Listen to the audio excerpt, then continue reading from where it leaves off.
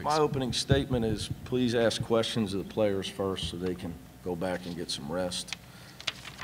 Other than that, congratulations to SMU for showing the character that they've shown for the last 2 months of playing with half their team injured and 5 weeks of Ben Amelagu playing with his shooting hand injured and couldn't take a shot, but he was still out there. So we have great respect for their program.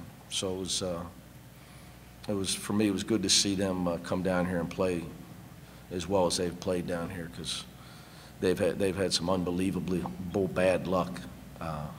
That being said, the guys played hard enough to get a win in the second half. We picked it up on the defensive end, picked it up on the backboard, and in honor of my Coach Huggins' outfit today, we won without making shots, which he taught me 20 years ago.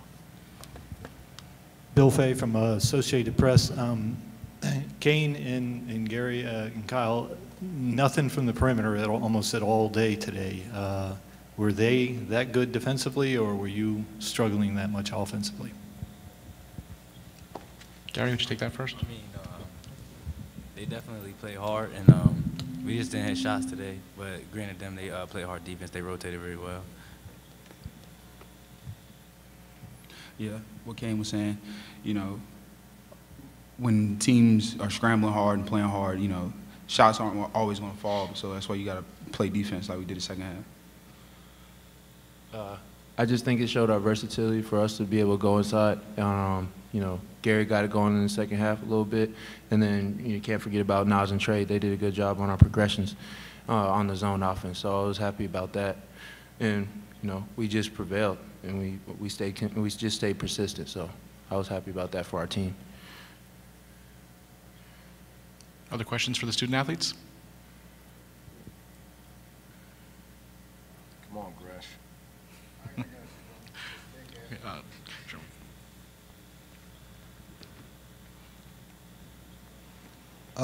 For anybody, well, I'll start with Gary. And a team like SMU, you know, heavy underdog to you guys, they're ahead 4, 5, 6 points. You're locked into the NCAA tournament, but is there any concern by you guys that, hey, if we lose this game, you know, maybe we drop a seed, something like that? I mean, how concerned were you guys as that game got deeper and deeper? You know, that's always a worry, but you know, we're playing for more, and you know, when we have to lock in and get defensive stops, you know, you always want to try to get momentum. You know, take each game, get momentum going into going on further. Okay, we'll take one more call for student athletes right here in front to Bill. Okay.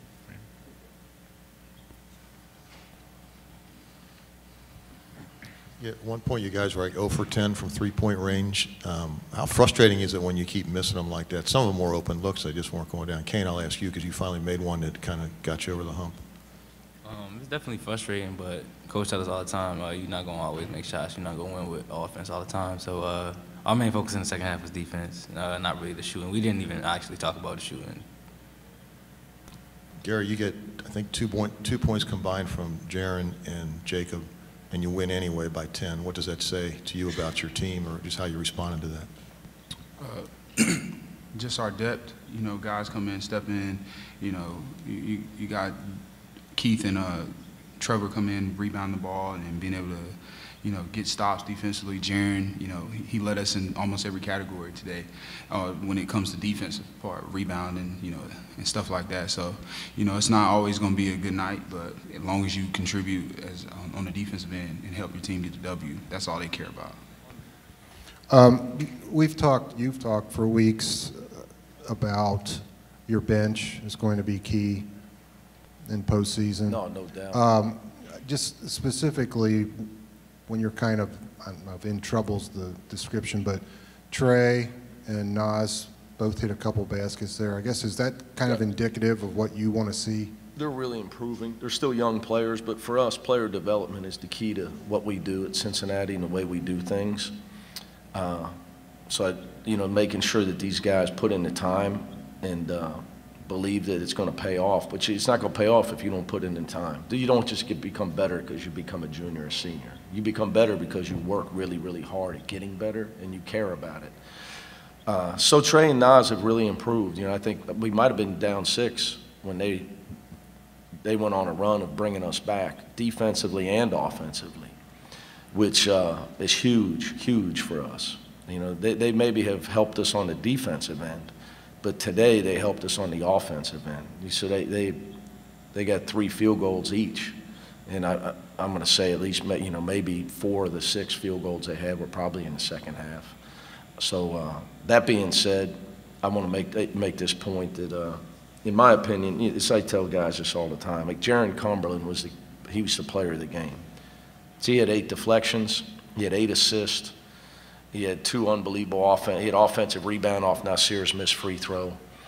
And he just gives us a toughness that we need. You know, and he's just a real competitor. He's a real competitor. He's a guy, he's a guy that scored 2,000-something points in high school, but he's becoming a winner. And he helped us. If it wasn't for him, we don't win this game. I think that Trey and Nas as well. Front to Neil. So you can play great without scoring, contrary to 99% of what the popular belief is in Little League basketball. What has Kane given you lately? And he's a guy who's been around, but this is kind of his first significant postseason. What do you kind of expect from him as you go forward? Well, I just think he's finally comfortable. You know, I think he's finally made the adjustment of his intensity level. I judge it by his whether he turns the ball over, and I judge it by whether his defense. Because, you know, as you know, you saw him. I mean, he took 18 shots a game, which I kid him, you know. I got recruited at that level before I got hurt. I could have got up 18 shots a game. I'd have got me some buckets. So I was messing with him, you know. But it's just so different at the level he's at now. The energy you have to expend just to take care of the ball against the bigger physical players he's playing against at our level. That was adjustment number 1. Number 2 is to defend against a different caliber of player at the level we're at. So I think he's had to work harder, practice harder, have better life habits, have better practice habits. And it takes time. You know, sometimes until you fail, you don't really commit to doing what you need to do to get better. So I give him the credit because here in the last 2 or 3 weeks, I know Gresham, Bill, you guys might have the numbers, but I mean, his consistency's been tremendous here over the last few weeks. It's made us a much better team. It just gives us another way to beat you because of the firepower he can give you on offense. But it's irrelevant if he's turning it over. See, today he did it he has 13 points, 2 assists, no turnovers. Coach, how much of the struggle today offensively was the tentativeness you expect in the first game of the tournament? I think I've always said this. I don't like when coaches come in and say stuff like that. I think the other team is the reason. You know, the actual game itself and the team. You know, we're not tentative. Yeah, like I just don't believe in stuff like that. So I think if we didn't make shots, SMU played really active in their zone. They didn't make it easy on us. They put game pressure on us. So I give them the credit for that. You know, I think that should always be the case. I think it's arrogant as a coach to think we'd have won by 30, we just missed every open shot. You know, that's just not, well, they missed them too. So I think you got to give the other team credit. You know, you got to look, Akoyagu's in his 5th year. McMurray's has been around. He's an all-league player at South Florida. He's an all-league player now for the last 3 weeks, the way he's been playing. Melagu's in his 6th year. Jimmy Witt's in his 3rd year of college. I mean, those guys are good players. They just don't have the depth. But like the 4 guys I mentioned are veteran, talented, top 100 players out of high school. They're guys, and they're good players. And Tim is as good a coach as I've ever coached against. So I think you got to realize now, Melagu, he's been playing with a bad hand wrist because he had to. He couldn't even shoot the ball for 4 weeks. You watched their film, you could just see he couldn't even shoot. At one point, he was the best three-point shooter in the country earlier in the year. He was leading the nation. So I just think you got to give SMU credit for why the game was competitive today. I think it's unfair not to do that. Over here to Bill. What's behind the Bob Huggins tribute thing? Well, you know, the Coach of the Year award, I was fortunate enough to win. You know, so I sent some messages to guys that I work for. Obviously, I could have still been banging around at Woodward High School if he didn't hire me. And he knows the story. And we have a little story when he met me, and I didn't have one time I went to pull out some money. He didn't have any money we were trying to get out of a parking garage. I was a high school coach. I had this terrible looking wallet and a broken rubber band and stuff. He's like, can you not even afford a wallet? So we always cast, you know, long way from the days where I couldn't have a wallet. So he knew me when I couldn't even afford a wallet or a rubber band that didn't break. So little tribute to him. Thank you for helping me. I don't know. Too many useless details, Crash. I'm worried about lunch right now. Let's go. I know you are. Trust me. Okay, you're buying. I got 3 of them. I just tricked everybody. I brought it over. I just didn't want to say anything. Something I thought about. We have time for 1 or 2 Now more. tomorrow I'll wear a real expensive suit and I'll honor Rick Pitino. I'm Jacob Protho with the SMU Daily Campus. After that big run that SMU kind of embarked on, there was a little stoppage, and then y'all came out, went on a 10-0 run of yourself, and really limited SMU's shooting ability. What did you tell your team, and what kind of adjustments did you make? Well, I always whisper very kind things at timeouts and dead balls to my players, and try to sweeten them up, get them to respond that way. But none, you know, they did what they had to do because with their numbers, they're trying to spread you out. And shoot the 3 and go 5 out as much as possible, create mismatches, and hopefully you help off somebody and let it fly.